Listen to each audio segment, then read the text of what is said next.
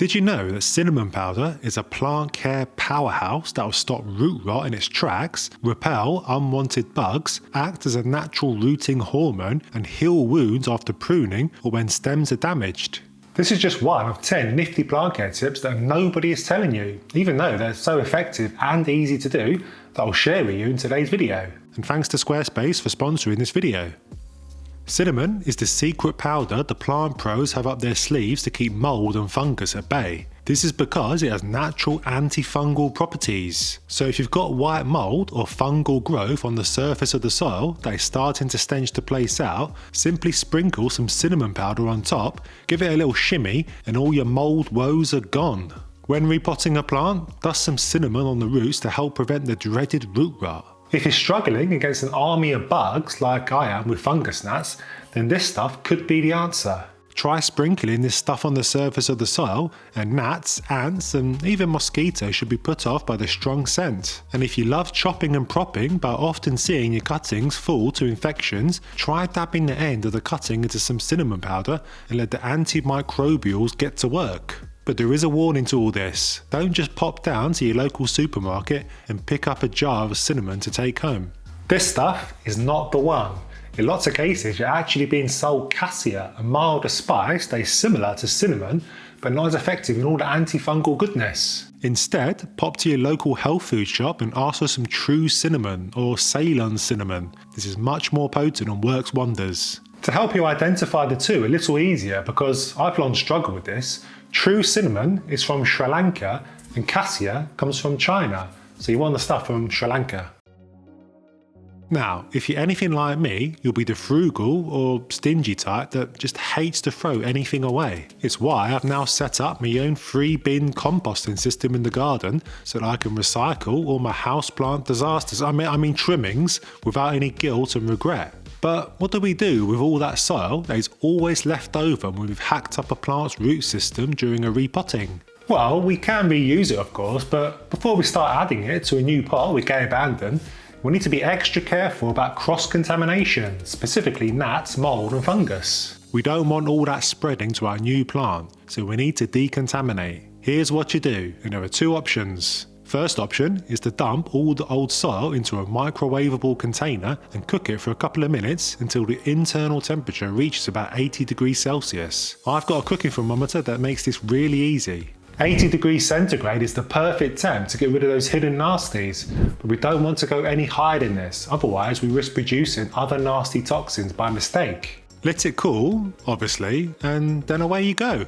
Option 2 is very similar, but we're baking it like a cake instead. Spread it on a baking tray and pop it into the oven at 90 degrees Celsius for about 45 minutes. Give it a stir every now and then, Jamie Oliver style, so it heats evenly, and again, don't let it get too hot. And voila, you've just made some sterilised soil perfect for fungus gnats to call home. A quick word of warning, all of this cooking soil malarkey does pong a bit, so open the windows and close the doors to the rest of your house. By the way, if you want to start making your own compost in the garden and have no idea where to start, you should definitely check out my brand new second channel, Sheffield Made Gardens. I'm posting fun weekly videos full of tips and tricks that you can use in the garden to turn it into an attractive and productive oasis. I'll leave a link in the description, so go check it out. Sometimes it's the simplest things we're completely oblivious to that are staring us in the face that give us the most joy.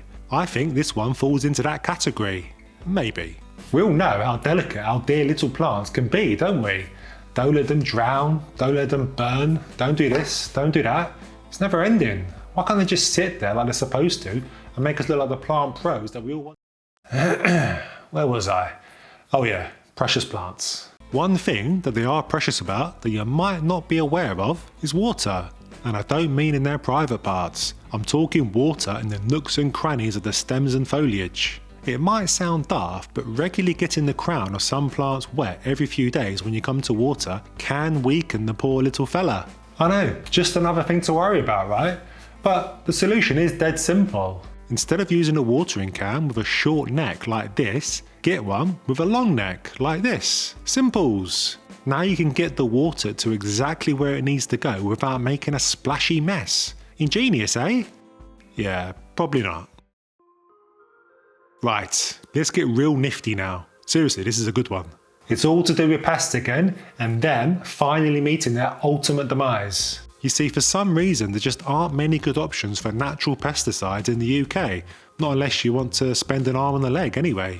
Whenever I pop to my local hardware store, all I find are sprays suitable for outdoor plants, or ones that only deal with bugs like aphids and whitefly in the home. And I want something that is going to kill all the nasties, from spider mites to thrips to mealybugs. Well, it just so happens that you can create this yourself at home, using nothing more than a humble orange. Yeah, an orange. You see, the essential oils in citrus peel contain something called limonene. Hope I'm saying that correctly. Limonene is toxic to lots of our favourite plant bugs. Here's what you do, and thankfully it's dead simple. Before that though, let's first talk about Squarespace, the all-in-one platform to build your online presence, who sponsor today's video. Whether you're creating a blog, launching a business, or showcasing your portfolio, Squarespace makes it so ridiculously easy. You can choose from stunning templates that look amazing right out of the box with no design skills required. Plus, with drag and drop tools, you can customize every detail to reflect your true style. If you're selling products, Squarespace has built-in e-commerce features to help you manage inventory, track your orders, and even handle your taxes. When you're wanting to grow your audience, then use their powerful analytics and marketing tools to drive traffic and connect with your community. Head to squarespace.com to start your free trial today, and when you're ready to launch, use code Sheffield for 10% off your first purchase of a website or a domain. Back to the recipe then. Peel 3 large oranges and dump the peel into a saucepan with 2 cups of water and boil it for about 10 minutes. This will release the oils into the water. Strain out the peels and add half a teaspoon of liquid soap to help the spray cling to the little gits. Pour it into your favourite spray bottle and go ham, my plant friend. Store it in a cool, dark place and shake well before use. Now, I'm a sucker for birthing my own plants. There's just something about creating brand new life from nothing that makes me all gooey inside. Can I get an amen? Anyway, all the waffle is just to say I love propagating. I've got this sweaty prop box working overtime creating various creations to then display in my home. The tricky thing about this sweat box though is the transition. Inside here is lovely and warm and humid, just perfect for little plants starting out on their journey. When they've grown long enough roots, they need to be plucked from here and told to fend for themselves with nothing but a pot, some soil and a prayer to help them. The massive change in humidity often leaves them in a tailspin, and some don't even survive the first night. Well, the solution here is simple and brilliant. Pot your little guy into some soil like you would, and then shove a bag over his head. But tell him it's good for him, otherwise he'll panic. Pop an elastic band around the pot, and voila, all that humidity is trapped in. You can then wean him off the good stuff over a couple of weeks. You don't just have to do this with prop box plants either. Any plant you want to dote on can have a bag placed over their head to give them a boost in humidity. What's the sorriest sight in the whole plant world? I think it's something like this, or this, or this. What do these 3 plants have in common? They look pathetic, right? All alone in their pots without anyone to mingle with. Well, this can be easily changed. Back in the day, I was in the habit of buying a plant from the store and just leaving him to do his thing. I wouldn't change anything, no matter how bare or rubbish he looked. But instead of suffering with a bad look, we can bring plants together to make something much more aesthetically pleasing. I've got this mixed pothos and philodendron pot right here that is crammed full of all different types of plants. Looks much more impressive, right?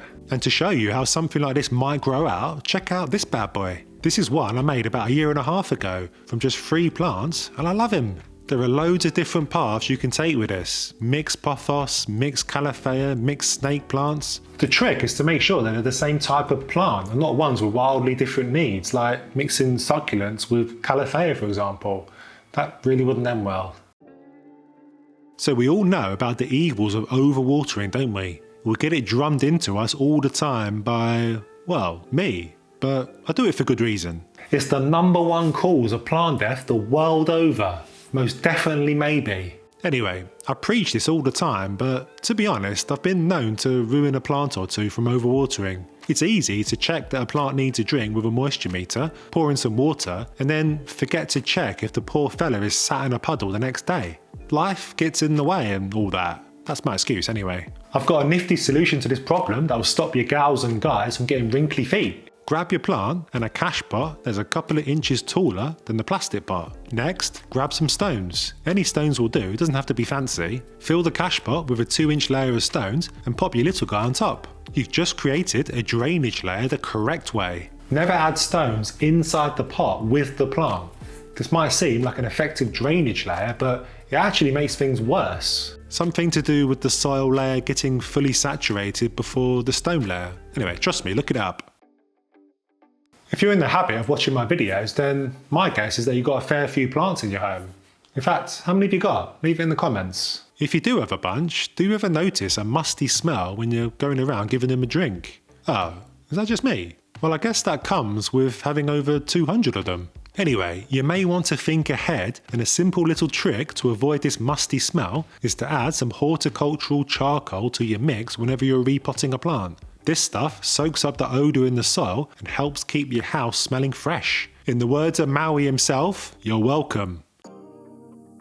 Hands down, the most important thing you can give your little green mister is decent light. Nothing else comes remotely close in importance to plant health. Forget all that nonsense about low light loving species like the ZZ or snake plant. All plants want and need light to thrive. These boys just take longer to die, so won't look a mess in the dark for a little while. Anyway, would you believe that this spot right here is low light? Yep, this spot right next to my southwest facing window is low light. Look, I've got the evidence to prove it. Anything under 300 foot candles on this light meter is bad for plants. To be honest, I don't really understand how this spot can be low light, but this is what the light meter is telling me. I guess he is quite low down on this shelving unit and has this wooden frame and sheer curtain blocking a fair amount of the good stuff. Things do improve a little later on in the day, but still.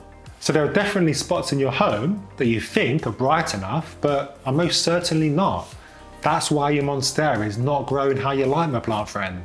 Invest in a light meter if you're serious about this plant game. It's turned my world upside down, but in a good way, I guess. I mentioned my composting bins that I recently set up that is now home to all my plant trimmings that I'll eventually turn into soil for my garden. But what do you do with all those trimmings if you don't have space for all that? Well, you need not chuck them in the bin. There's something much more beneficial you can do. You can turn them into free homemade fertilizer. And I'll show you all the steps in the video here. So check it out and I'll see you there.